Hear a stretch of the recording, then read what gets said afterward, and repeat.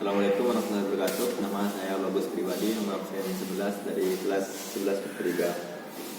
Assalamualaikum warahmatullahi wabarakatuh. Assalamualaikum warahmatullahi wabarakatuh. Dalam penugasan yang diberikan oleh Bapak Hendra mengenai sejarah perjalanan uang sebelum dan sesudah kemerdekaan Indonesia, kami di sini akan mewawancarai Kak Salman Al-Rashid selaku pemilik Museum Uang Dunia mengenai sejarah uang koin kertas uang koin yang ada di Indonesia.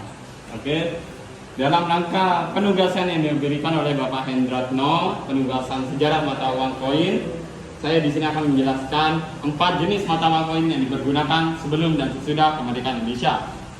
Seperti yang kalian ketahui bahwasanya Jepang datang ke Netherlands Ost Indies 11 Januari 1942 dan berhasil melalui Tarakan, Kalimantan Timur dan diteruskan ke Maluku, Jawa, Sumatera, Kalimantan dan berhasil menduduki seluruh wilayah Netherlands Ost Indies dari tangan Belanda itu tanggal 8 Maret 1942. Dikala Jepang berhasil menduduki Indonesia, mengakibatkan Belanda takluk dan mundur. Mundurnya kemana? Mereka mengungsi atas bantuan Amerika Serikat ke Australia. Di Australia, mereka dibantu Amerika Serikat untuk mencetak mata uang koin untuk negara kita, atau waktu itu bernama Netherlands Ost Indies. Kenapa? Karena mereka masih yakin walaupun negara atau wilayah Netherlands Ost Indies dipegang oleh Jepang, mereka masih yakin wilayah tersebut bisa direbut kembali oleh Belanda. Itu sebabnya mereka meminta bantuan ke Amerika Serikat untuk mencetak mata uang koin untuk kita. Di Amerika Serikat, mereka mengkontrak atau mengajak kerjasama 3 pabrik percetakan terbesar di Amerika Serikat. Moon Van Denver atau percetakan Denver, Moon Van Philadelphia atau Philadelphia, percetakan Philadelphia, dan Moon Van San Francisco atau percetakan San Francisco. Ada beberapa pecahan yang dicetak, mungkin bisa zoom lebih dekat. Ini contoh mata uang koin tembaga dengan nominal setengah sen. Ini yang dicetak di Amerika Serikat, ya, pecahan setengah sen. Kemudian mereka mencetak pecahan 1 sen seperti ini. Dilanjutkan mencetak pecahan yang jauh lebih besar, 2,5 sen. Ini khusus untuk bahan tembaga. Mereka juga melanjutkan mencetak dengan pecahan 1/10 gulden dengan inskripsi Netherlands Indies. 1/10 gulden berapa, Kak? 1/10 gulden itu sama dengan 10 sen. Kemudian mereka melanjutkan mencetak pecahan yang lebih besar, yaitu 1/4 gulden dan 2,5 dan 1 gulden. Uang koin yang asli seperti apa, Kak? Bisa Kakak tunjukkan? Seperti ini.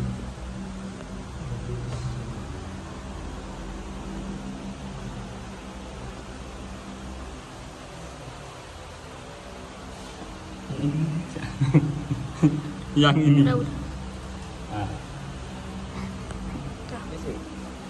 Nah, ciri khas yang dicetak oleh pabrik percetakan koin Moon Van Denver, Philadelphia, dan San Francisco itu pada sisi depan terdapat 2 simbol. Pada sisi kanan terdapat simbol Minmark atau percetakan yang menampilkan pohon palem. Pohon palem ini untuk simbol yang koin yang khusus diedarkan di jajahan kolonial Belanda. Sedangkan sisi kiri adalah simbol percetakan koinnya. Tadi Kakak sudah jelaskan ada 3, Philadelphia, San Francisco, dan Denver. P untuk Philadelphia, S untuk San Francisco, dan D untuk Denver.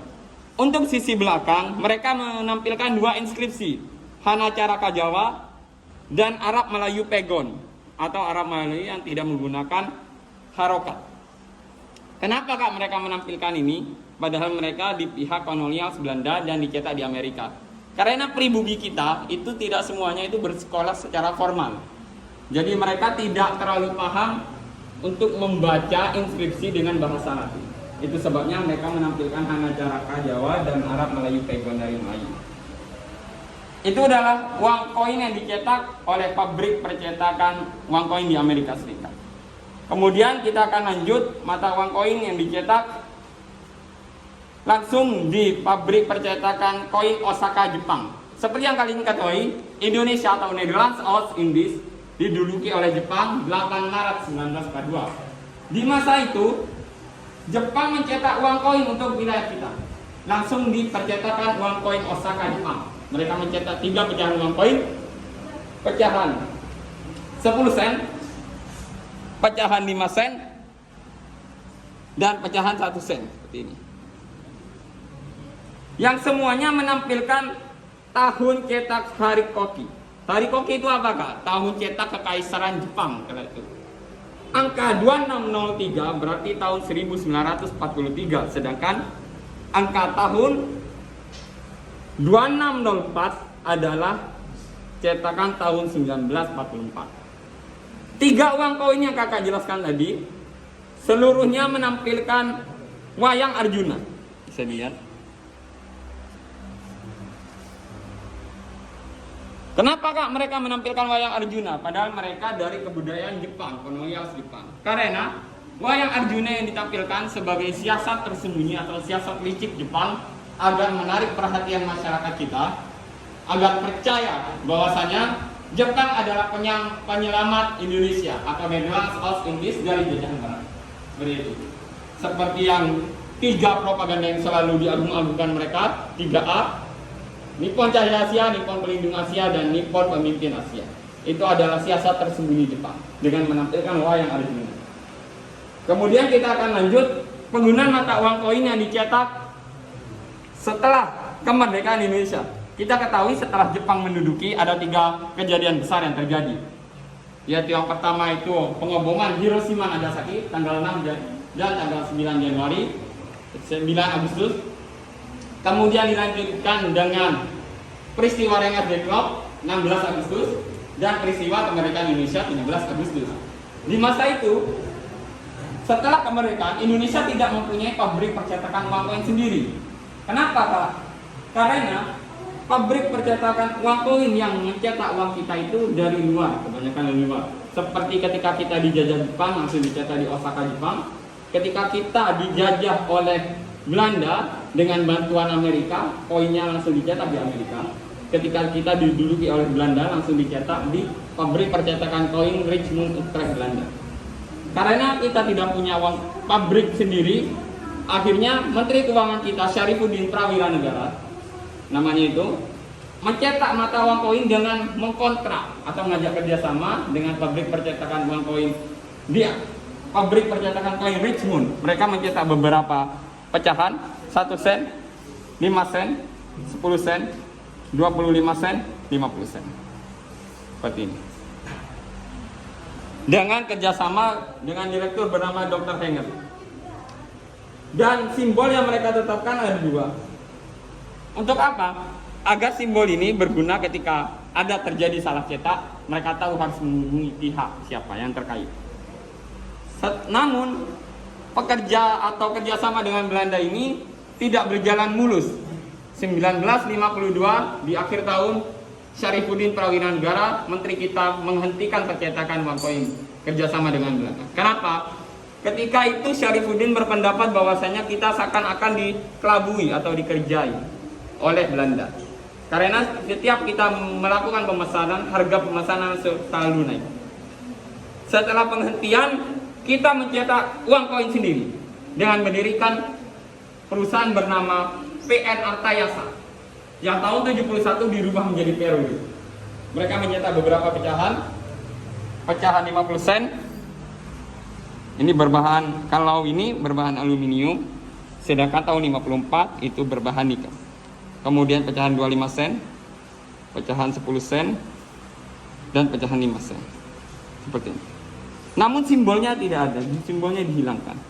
Kenapa? Karena uang koin ini langsung dicetak di pabrik percetakan koin di Indonesia, bukan lagi di Richmond. Uang koinnya contohnya seperti apa, Kak? Bisa Kakak? Ini adalah uang koin yang diproduksi langsung di Indonesia dan di Richmond, Utrecht, Belanda. Itu adalah sejarah singkat dari perjalanan uang koin kita sebelum dan sesudah kemerdekaan Indonesia. Bagi saya, sekeping uang koin dapat menceritakan sejarah perjalanan hidup bangsa. Seperti itu.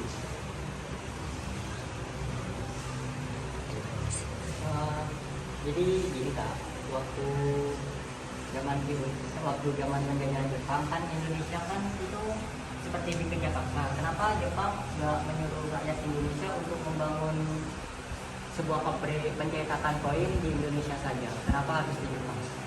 Oke, pertanyaannya bagus. Kenapa harus di Osaka, Jepang, tidak di Jakarta?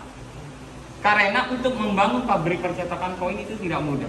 Sedangkan Jepang datang Indonesia, itu mereka membutuhkan bantuan Indonesia untuk melawan Rusia di perang Asia Timur Raya. Jadi Jepang intinya seperti ini. Jepang datang ke Indonesia itu meminta bantuan Indonesia untuk membantu mereka dalam perang. Makanya dalam penjajahan Jepang mereka membuat namanya tentara yang dipekerjakan untuk membantu mereka dalam perang Asia Timur Raya. Mereka membuka beberapa pertambangan seperti pertambangan batu bara, minyak dan lain sebagainya untuk bahan bakar di tank mereka dalam perang. Jadi mereka datang ke Indonesia bukan untuk sekedar foya-foya, tapi mereka berusaha memenuhi kebutuhan dalam perang Asia Timur Raya. Seperti itu. Oke? Ya, sekian dulu wawancara kami bersama Kak Salman. Terima kasih. Wassalamualaikum warahmatullahi wabarakatuh. Nah.